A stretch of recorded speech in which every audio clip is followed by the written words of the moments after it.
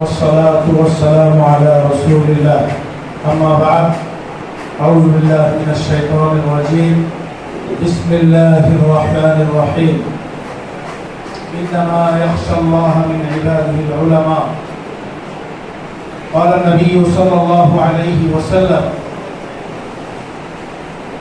يد الله على الجماعة صدق الله العلي العظيم وصدق رسوله النبي الكريم বাংলাদেশ খেলাফত মজলিস ভৈরব উপজেলা শাখার আয়োজনে আজকের এই উলামা সুধী সমাবেশের মোহতারাম সভাপতি উপস্থিত আছেন ভৈরবের সর্বজন শ্রদ্ধেয় মুরব্বী উলামায়ে কেরাম এবং সম্মানিত আইম্মায়ে মাসাজিদ ইমাম সাহেবান, সম্মানিত সুধী মণ্ডলী।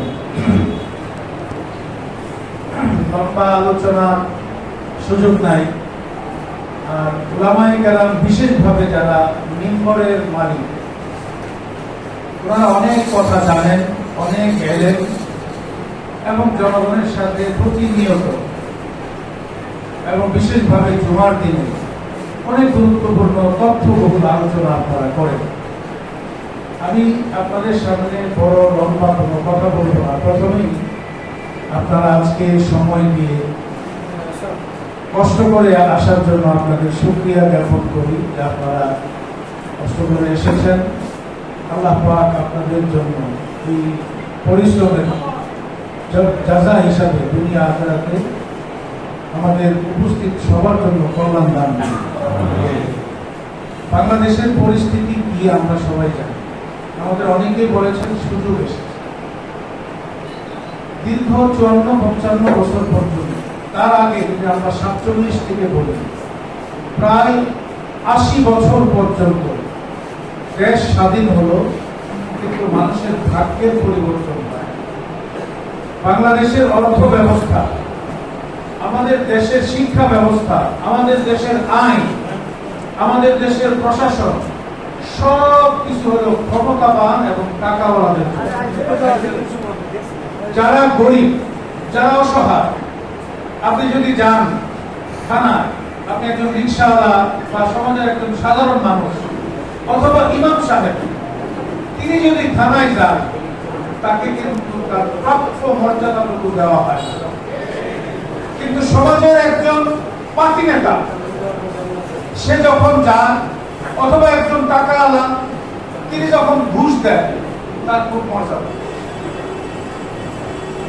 আপনি দেখবেন প্রান্তিক মানুষগুলো, কৃষক, কৃষি কাজ করে, নিজের রক্ত পানি করে কৃষি পণ্য উৎপাদন করে, কিন্তু কৃষক তার শস্যের ন্যায্য মূল্য পায়।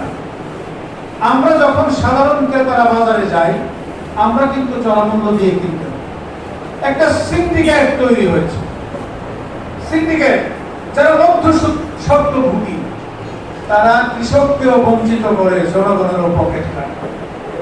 এরা হলো রাজনৈতিক আশ্রয় প্রশ্রয়ে এই সিন্ডিকেট তৈরি হয়েছে। এইভাবে শিক্ষা ব্যবস্থার কথা যদি আমরা বলি, গরিবের জন্য যে শিক্ষা ব্যবস্থা, স্কুল, প্রাথমিক বিদ্যালয়, এই স্কুলগুলিতেও যথাযথ শিক্ষার পরিবেশ এবং পাঠদানের ব্যবস্থা নেই। কিন্তু বড় লোকের ছেলেরা ইংলিশ মিডিয়ামে পড়ে, তারা কিন্ডারগার্টেনে পড়ে, গরিব দুঃখী কিছুই নাই। এইভাবে চিকিৎসা যদি বলি, সরকারের স্বাস্থ্য কমপ্লেক্সগুলোতে ডাক্তার আছে, ওষুধ আছে, কিন্তু জনগণ চিকিৎসা সেবা পায় না। এটা কি ভুল কথা?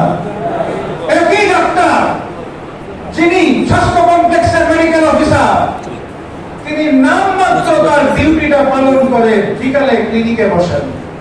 কেন? বড় লোকের চিকিৎসা করার জন্য। গরিবদের এই দেশে আসলে কিছুই নাই। আমরা চাই এই বড় লোকদের দেশটাকে ভেঙে গরিব বান্ধব, শ্রমিক, অসহায়, বঞ্চিত মানুষের বান্ধব একটা বাংলাদেশ করে দিতে। যে বাংলাদেশে বড় লোকের অধিকার যেভাবে নিশ্চিত হবে, গরিবের অধিকার ঠিক ততটুকুই নিশ্চিত।